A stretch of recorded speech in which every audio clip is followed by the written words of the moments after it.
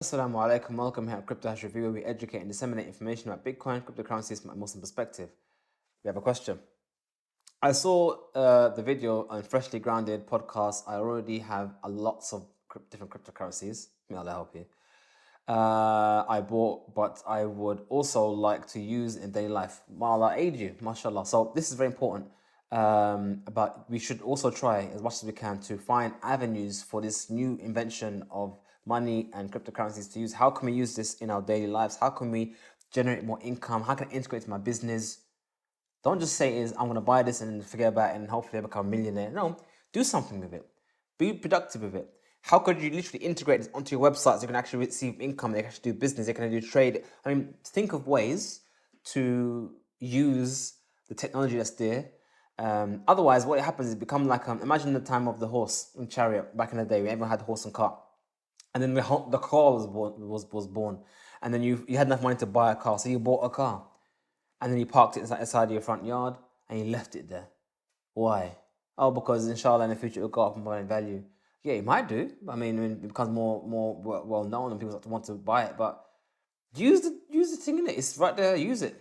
Maybe you might get some benefit out of it. So same thing with crypto. You should definitely do so. And very importantly, on a psychological level, we need to, or one needs to, get used to spending your crypto. What we mean by that is that if you bought crypto or bought Bitcoin and it's now gone up 10 times, the normal psychology is that, okay, it's done 10x. So if I just hold it again, it'll go up another 10x, isn't it? There's more reluctance to spend what effectively is going higher. Whereas if you're always buying Bitcoin, or if you're always keeping your money in Bitcoin, then when you need to spend, you spend Bitcoin, then you remove the friction, the internal friction you have in your soul to spend the thing, which is something you need to remove, because when it's actually time to spend, it becomes very difficult to actually spend it. So yeah, definitely, if you don't have crypto, find avenues to use it.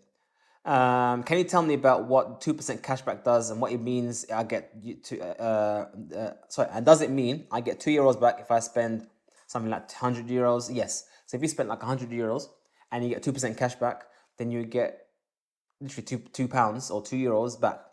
Now, this is asking about some cards I mentioned in another podcast. I think it's like Swipe card. You have WireX card. You have WireX. You have Monolith. You have Pluton. You have Crypto.com, which I don't advise you to get involved in because of the riba aspect they have with them quite heavily.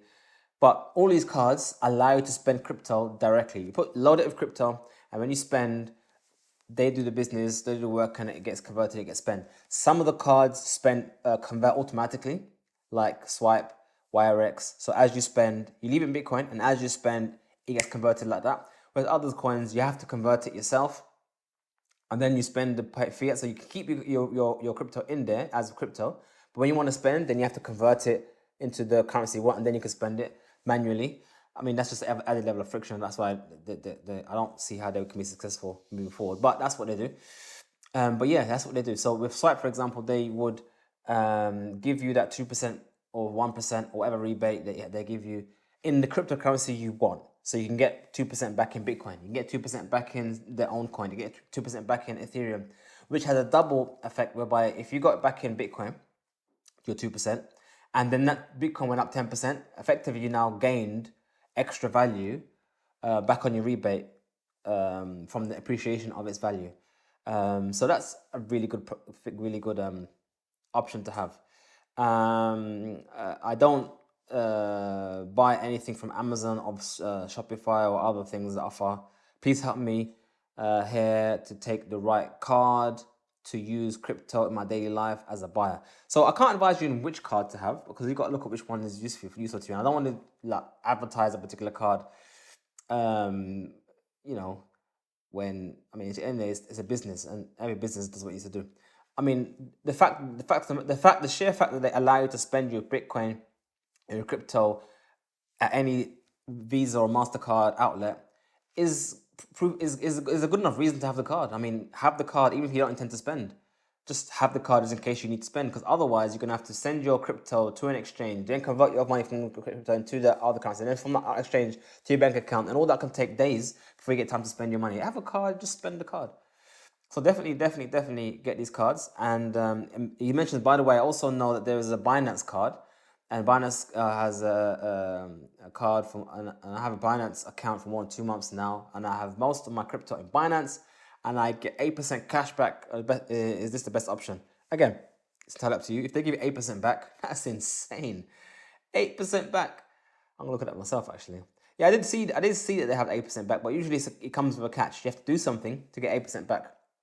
It doesn't mean you have to spend anything and give them it. You have to pay. No, they don't necessarily have to pay for anything, but something you have to do to get 8% back. They have to incentivize that for a reason. 8% sounds mad. I mean, literally, if you could spend your whole life 8%, that means you're not only making gains by the fact that your Bitcoin is going up, you're also making gains by the fact that when you do spend, you gain 8% on top of that. That's amazing.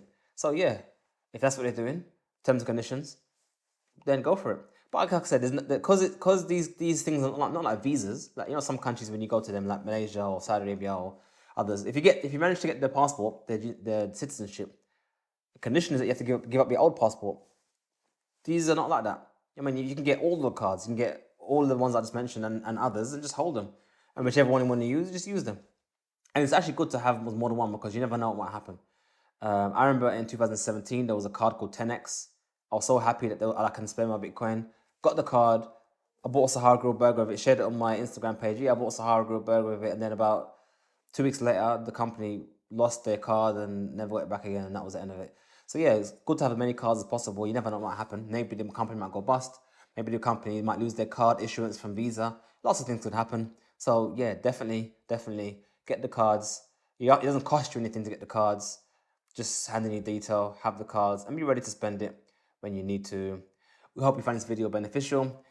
And please like this video, subscribe to our channel, press the bell button, share with your friends the barakah and the blessing of Allah placed in this dunya, in the state of cryptos that we have here, making our lives easy, that we can hold our wealth, and may Allah give you plenty Bitcoin.